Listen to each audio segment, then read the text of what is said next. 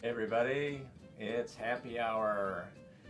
And being an Oz Club member, of course, you're going to want to have some special Aussie cocktails. So I've whipped up a few for you, and they're all based on the various countries and the big city in the middle, of course, the Emerald City. So we're going to have 5 cocktails. If you can drink all 5, well, good luck to you. But I'm going to demonstrate how to make cocktails, teach you a little bit about how to put them together along the way, and hopefully we'll have some fun. So we're going to start off with a cocktail where Dorothy first landed when she got to the Enchanted Land of Oz, and that was Munchkin Land. And if you've read the book, you recall that she was entertained by a very wealthy munchkin named Bach. So we're going to start off with the Bachtail. Now, all these cocktails are going to be colored like the various lands, and of course Munchkin Land is colored blue, so this is a blue-based cocktail. It only calls for 4 ingredients, pretty easy to make. I'll just walk you through the steps and you can try it at home. Alright, so what we're going to do first, we're going to take our cocktail glass. You always want to chill the glass, so we're going to put some water in there, and then we're going to get some ice. Put the ice in there. Let that sit, and it will chill the glass for us while we work on the rest of the cocktail. So our first ingredient is lemon vodka. Now I'm going to shake this drink, and I'm using basically a mixing glass and a shaker tin. I prefer to do that because with the glass you can actually see what things look like in there because it's clear. When you also add your cocktail ingredients, you're going to want to measure. That way every cocktail will be exactly the same as the one before it. If you eyeball it, well, that's up to you, but generally I like to measure. So I have some jiggers over here. I especially like these jiggers. They have measurements in 1 ounce, 2 ounce, 3 ounce, ½ ounce, 3/4 ounce, and 1.5 ounces. And most of these ratios are pretty simple. So we're going to start off with 1.5 ounces of lemon vodka. And this is a lemon vodka that I made myself here at the Good Spirits Bar. And basically I infused lemon peels, fresh lemon peels, in a bottle of vodka for about 2 weeks. And so it has that lemon citrus flavor, and certainly the nose is beautiful. So 1.5 ounces of lemon vodka. You can buy your own in the store. There are many brands that sell lemon vodka. That's going to go in the mixing glass. Our next ingredient is blue curacao. Now, in spite of the fact that this is colored blue, it is actually flavored like oranges. Curacao is generally made from bitter orange peels and a sugar and liquor base. So we're going to use 3/4 ounce of the blue curacao. So now we've got 2¼ ounces in total. Our last ingredient, well, I shouldn't say our last ingredient, but we're going to add a juice, and this is, believe it or not, they actually make white cranberry juice. Now a lot of you know red cranberry juice, but I think the white is going to make this cocktail really pop.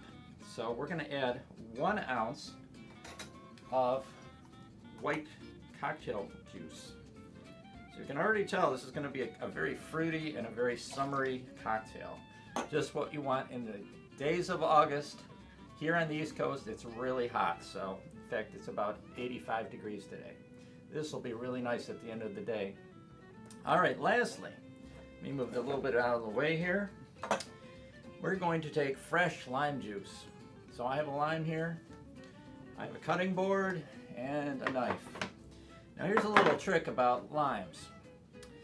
If you leave them in the refrigerator, they release less juice. So if you can leave it at room temperature and use the lime within 3 days, you're going to get the best juice.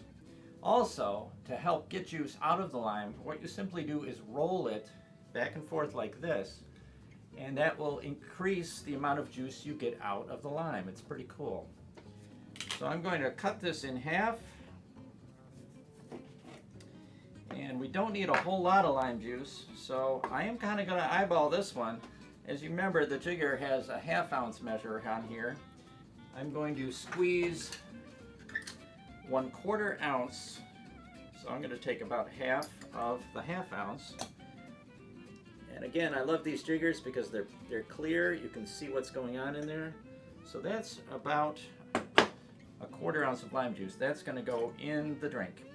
Now, if you hold that up, look at how beautiful blue that is. That is absolutely gorgeous. So the rest of what we got to do is to shake the cocktail. Let me move this out of the way. We're going to put some more ice in our tin here.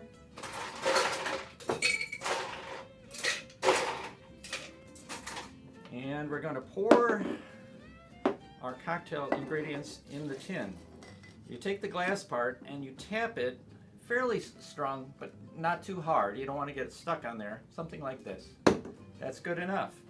Now when you shake a cocktail, you want to have the tin part facing towards any guests you might have.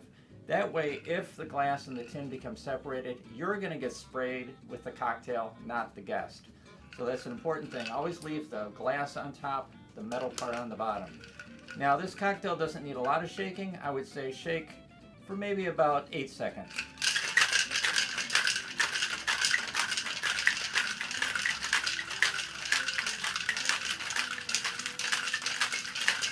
That should be plenty good. Now to get the glass off, you're going to simply hit the tin with your hand, the palm or the base of your hand here. It will loosen the glass and it comes right off. Usually it comes right off in one easy motion.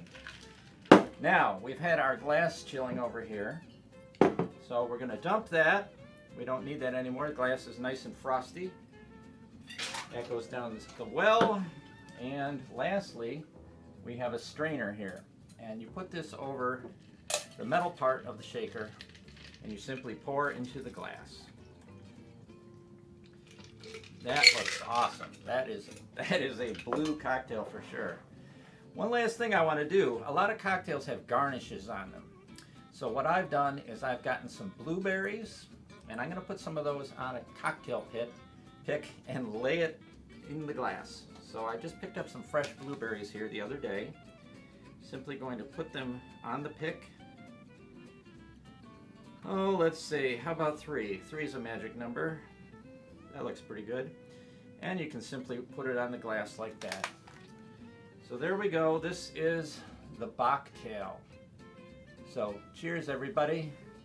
Stay tuned for another cocktail, and we'll be right back. Thanks.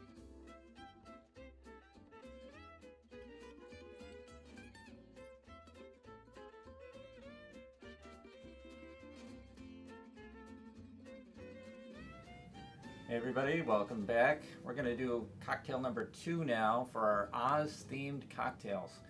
And this is a pretty simple one, but a really tasty one. One of my favorite summer cocktails that I came up with. And it is called the Wicked Wassail of the West. And that, of course, means we're going to Winky Country where everything is yellow. Now in the books, the Wicked Witch of the West lived in the Winky Country. We don't know if that's where she came from necessarily, but that's where she ruled until Dorothy threw a bucket of water on her, and you know the rest of the story. But the Winkies, of course, were hardworking people, and they needed a drink. And you know what the funny thing is I was thinking about is, what did the Wicked Witch drink? Well, she couldn't drink water, so she came up with this cocktail. That's my theory anyway. So, to make the Wicked Wassail of the West, I've got my cocktail glass here already chilling. It's filled with water and ice, so we get a nice,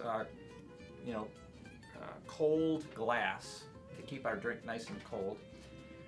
We're going to be stirring this drink, so I've got a mixing glass here, and you can use the the mixing glass for your shaker if you'd like, or you can buy one of these fancy ones like I've got here. Either way, it's fine. But in order to stir a cocktail, you need a cocktail stirrer. And I like this one in particular. It kind of reminded me of a witch's cocktail. You see it's kind of got a little trident on the end there. And it's got this interesting pattern. In any case, what we're going to do is we're going to take some ice and put it in our mixing glass.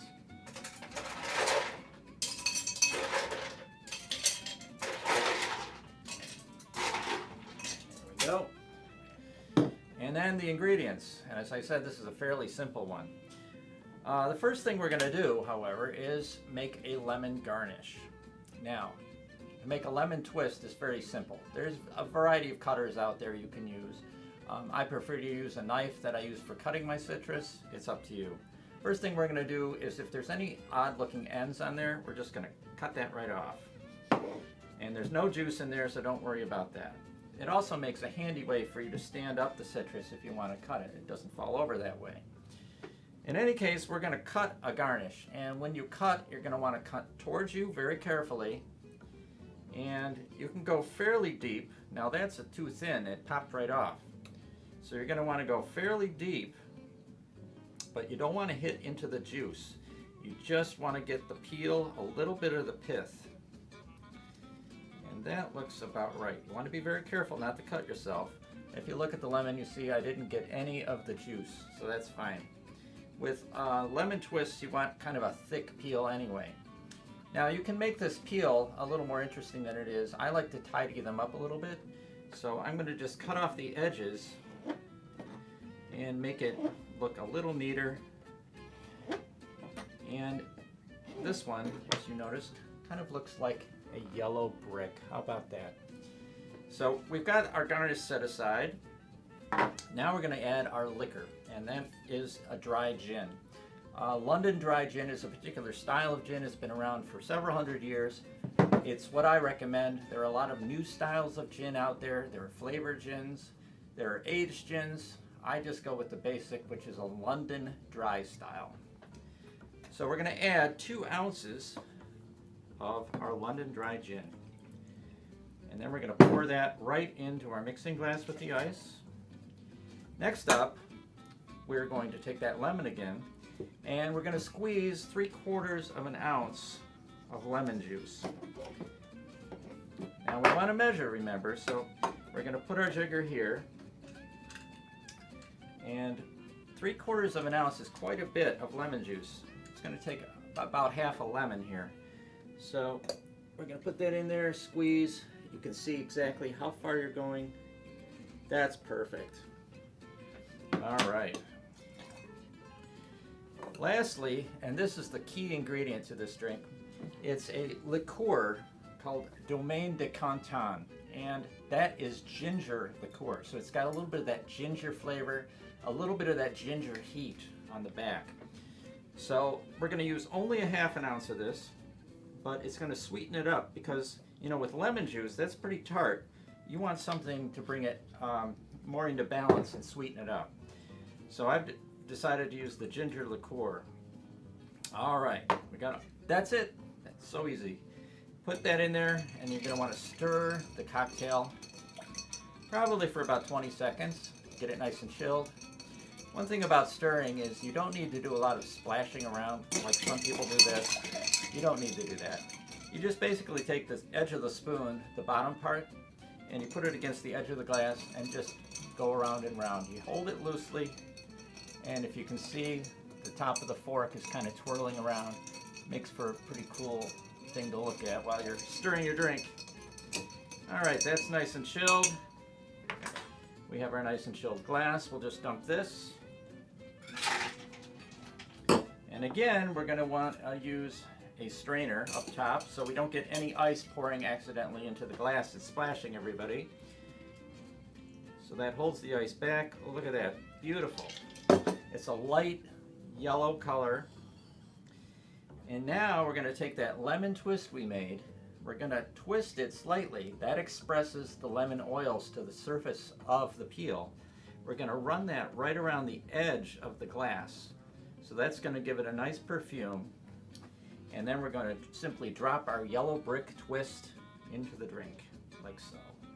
And there you have it, folks. This is the Wicked Wassail of the West. Cheers, everybody.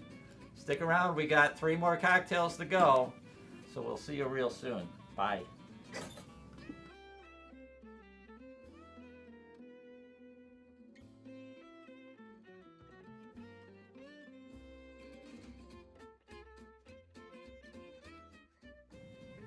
Hey everybody, we're back for cocktail number 3. We've been traveling through Oz and we visited Munchkin Land, Winky Land, and now we're going to head to Quadling Country. Now we don't know too much about Quadling Country, but we do know that the flying monkeys came from Gillikin Country. That's where they got in trouble. That's why they had to do what the Wicked Witch said, because of the magic cap. Now, of course, if you've read the book, you know that. If you saw the movie, you probably have no idea why the flying monkeys did the witch's bidding. Well, read the book. All right, so our cocktail, this is a nice dark, kind of a purple looking one, and that matches the Gillikin Country, and it's called Monkey Business. Monkey Business. All right, so we're gonna take our cocktail glass, and now this is called an old-fashioned glass. It's named after the cocktail, the old-fashioned. You'll see it's kind of short, wide. We're just gonna fill that with ice first. There we go. That was easy. Now there's more than that. So this one has several ingredients. The first one is a French liqueur called Chambord. Chambord. It's kind of a dark purple, very fruity flavor. This is definitely a fruity cocktail. So we're going to put 1 ounce of Chambord. You can pour that right in the glass. Now we're going to take 1 ounce of an American liqueur called Southern Comfort. Now this one is, oh, that's got a whole bunch of peach flavor going on. Real interesting. Southern Comfort is from New Orleans, by the way. That's where it was created. And I visited the actual bar that had made it, called Two Jags, several years ago. So we got one more alcohol. I know, this is like, wow, 2.5 ounces. Yeah, a ½ ounce of vodka. But this is going to get quite diluted over time as you drink it, because it's sitting on ice, or as they call it in bartending, rocks. So you don't need to worry about getting too drunk right away. Just take your time with this and it'll dilute as you drink it. So now we have 2 more ingredients. These are real easy ones, real inexpensive. You can find at your local grocery store. First off, we're going to use 1 ounce of Dole pineapple juice. I like to buy the little cans. I already opened this one. It's ready to go. One thing about pineapple juice, you want to make sure you shake up the can before you use it, because if you don't, you probably end up with just a clear pineapple kind of liquid that doesn't taste like pineapple juice, because the sediment of the pineapple settles on the bottom. So just a thing to keep in mind. Lastly, we're going to use 1.5 ounces of cranberry juice, and you can find this. Ocean Spray makes it, and I like the little bottles again. It's very handy. Instead of having to pour out of a gigantic bottle like I did the white cranberry juice earlier. And that's going to go in our glass as well. So that filled it up pretty good. Now, all we're going to do is stir it. I got this magic glass stirrer here. It's not a spoon, it's a magic stirrer. It kind of looks like a wand. We're going to give that a stir. Mix everything together, get it chilled down a little bit. That's probably good enough right about there. Got to be careful with those glass stirrers. These things must be done delicately, as they might say. So one last thing, I want to give it a garnish, give it a little bit of pop color, a little extra fruity flavor. At the end of the drink, you can always enjoy a maraschino or a maraschino cherry. And I got this beautiful bottle of cherries here, preserved in syrup. You do not want to buy or use the kind of, well, I'm going to need a spoon, the kind of cocktail maraschino cherries that they sell in the grocery store. Those are no good. They're basically, what they take is a cherry, they bleach it entirely of color so it's white, and then they infuse it with artificial red colored dye and a little bit of artificial cherry flavor. Those are terrible. Don't even bother with those. Get a real preserved cherry like this. You can get it at several places. You can find them online. You can get some at some of the high-end food stores at the mall. Anyway, if you look at that, that is a beautiful dark colored cherry right there. Don't want to drip that. And that's going to go right in the glass tube. You can set it right on the edge if you like. There, pretty fancy. So this is the Monkey Business Cocktail, a very fruit-forward one, a great one for summer. So thanks again, stick around, we got 2 more cocktails to go, hard to believe, but I'll be right back.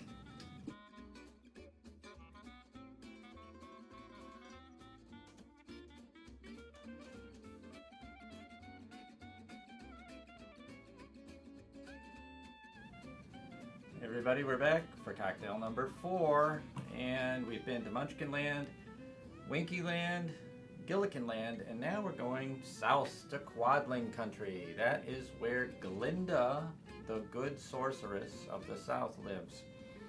Well, if you recall in the book, again, not the movie, Dorothy and her friends had to make their way down to see Glinda because the wizard had taken off in his balloon.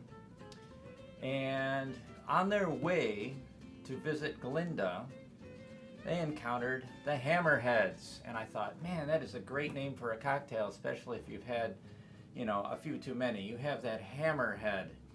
So this is a red-based cocktail. Red is the color of the Quadling Country. So this is a pretty simple one again. I found a beautiful highball glass, and the reason they call it a highball is because it's very high and tall. They should call it a high tall glass. Anyway, I've got that. We're going to fill that up with some ice cubes. I'd just say maybe about 5 ice cubes. There's 4. 1 more. There we go. And then we can top it off with more ice if we need to. This one is a tequila drink, and we're going to be using what is known as a silver tequila, or a blanco tequila. And that is because the color is virtually clear. Any silver clear tequila that you want to use is fine. If you find one that's gold colored, you don't want to use that in this drink. This calls for a very light flavored tequila. It's only been aged in oak for about 2 years, so that's why not a lot of color has gone into it. So we're going to use 2 ounces of blanco tequila. And that's going to go right in the glass. We're already about half full. Now we're going to use a pomegranate liqueur. And this came out several years ago. It's called Pama. You can find it in just about any liquor store. It's very tart.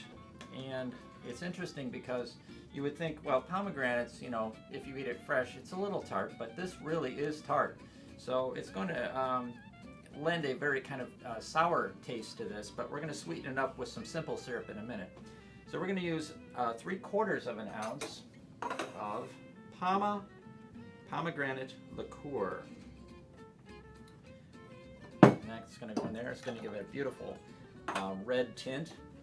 Now we're going to add, as I mentioned, simple syrup. You may have heard this phrase before. It is very simple to make, and that's why they call it simple syrup.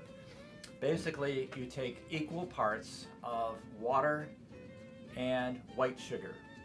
And you can do it in the microwave. It only takes maybe 30 seconds in the microwave, and then you stir it and all the sugar crystals dissolve and you get a clear liquid, which is your simple syrup. I've made a bottle. I make a bottle every few weeks. I go through it fairly often. So this kind of reminds me of an Aussie kind of glass you might find. So we're going to use 1/4 ounce, not a whole lot, but just enough to sweeten up that tartness of the pomegranates. So I'm going to measure about half of the half-ounce mark, so that should give us about 1/4 ounce. That's good. And lastly, I mean the glass is only half full, right? We need to add something else which is going to sweeten it up even a little bit more. And this is something called aranciata rasa.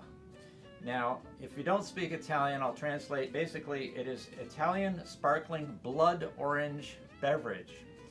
If you've never heard of a blood orange, they're pretty cool, but I couldn't find any at the grocery store this year, unfortunately, at this time of year. If you cut it open, it's really a dark purpley red, unlike the oranges that we grow here that we're familiar with.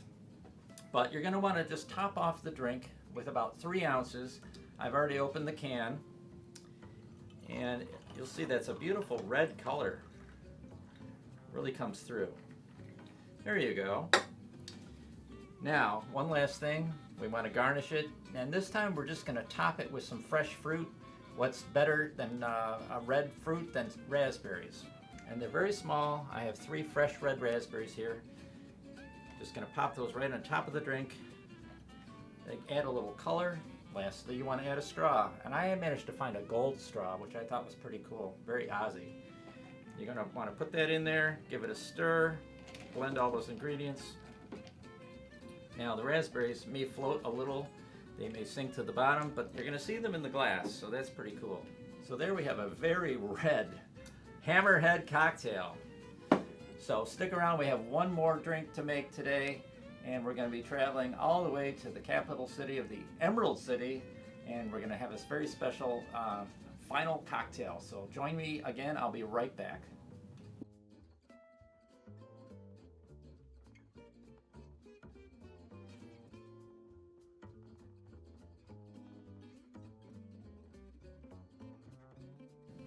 All right, everybody, we've made it.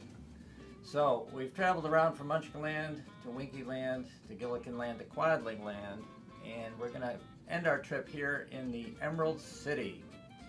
Now, when I was thinking of cocktails for Emerald City, of course, I wanted something green, but I wanted something really cool as well. So this is a cocktail, and if you've had all 4 before this and are now having cocktail number 5, this is perfect.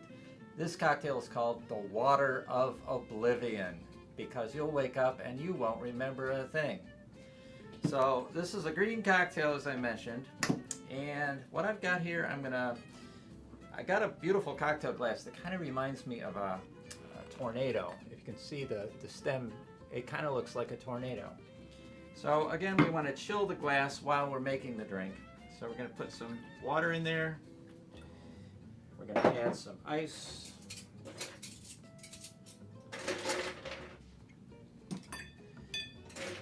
Now, of course, if you're in a bar, you have a proper ice well. I kind of made do over here. But in any case, there, we're going to let that chill. Now, the ingredients of this one are very tropical. If you like tiki kind of beverages, this is kind of like a green pina colada almost. So if you like that, you're going to love this one. It has 4 different alcohols and a juice. So we're going to go right down the line here. And first of all, we are going to take, this is a shake and drink, by the way. So we're going to get our mixing glass and our shaker tin here. This one has 1.5 ounces of vodka. Now, I didn't mention this, but regular old vodka, it pretty much, if you walk in a liquor store and you see a vodka that's at your waistline or above, that's a good safe vodka to buy.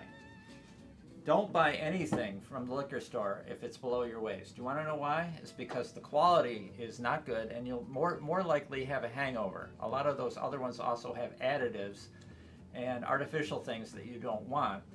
So that's just another little trick. If you go in the liquor store, look for waist high or above. Now, an average bottle of vodka is probably going to be about $15 to $20. That's not too bad. So anyway, 1.5 ounces of vodka. Now, this next liqueur is really cool. It's called Midori, and it's made from melons. Now, the green melon, this is going to add the color that we want so much. So we're going to add 3/4 ounce of Midori liqueur. It's one of my favorite liqueurs, by the way. Oh yeah, that's looking very, very Aussie. Look at that green. You see that? That's awesome. All right, now for the tropical kind of tiki flavors, you're going to want something kind of interesting. I was surprised that there are so many different flavored rums now. Years ago, you could only get a few, but this one is banana flavored rum. Bacardi comes out with this. You should probably be able to find this in your local liquor store. You don't need a lot. It's very intensely banana forward. So only 1/4 ounce. So again, I'm measuring half of my 1/2 ounce mark on my jigger here. And we're also going to add 1/4 ounce of another flavored spirit. And this is coconut rum. There are lots of different coconut rums out there. It really doesn't matter which one you get. So 1/4 ounce of coconut rum. That's going to go in there too. Now the nice thing about all these spirits, with the exception of the Midori, is they are all entirely clear. So you're still left with that beautiful green color. Now, the last thing we're going to add is a little fruit juice to give it that pina colada flavor, and that is pineapple juice. And only a ½ ounce. That goes in there. And still, we have that beautiful green color. That's awesome. So we're going to shake this with ice. Some ice in our tin here. All right. Put that in there.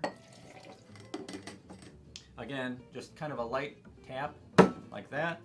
Hold on to the metal part at the bottom, the glass on top, and shake it for about 8 seconds.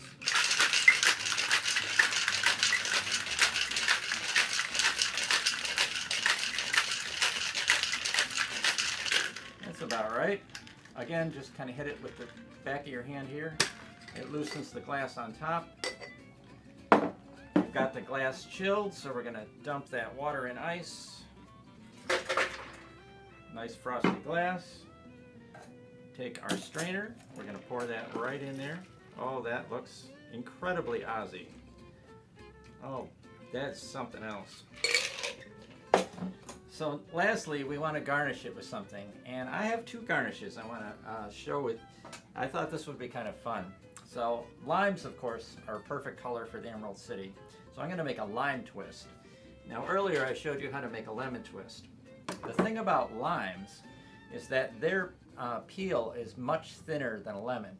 So it's kind of tricky to get a good a good lime twist. But you can do it. You just have to be a little more careful. You can't go quite as deep. So we're going to take this lime peel. There we go. See, now I got some of the juice there. So it shows you just how thin these lime peels are. I kind of like the way that looks. It kind of looks like a tornado. But it's up to you. I'm going to neaten it up anyway. I like to have things neat and tidy. It looks a little more elegant that way. So you just cut off all 4 sides.